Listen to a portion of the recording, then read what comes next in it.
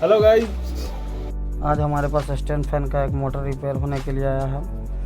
उसमें कस्टमर का कहना है कि फ़ैन चलता है पर जाम हो जाता है और फ़ैन पूरा जाम है पूरी तरीके से, बाकी करंट जा रहा है उसमें। तो हम चेक करके देखेंगे क्या फॉल्ट है।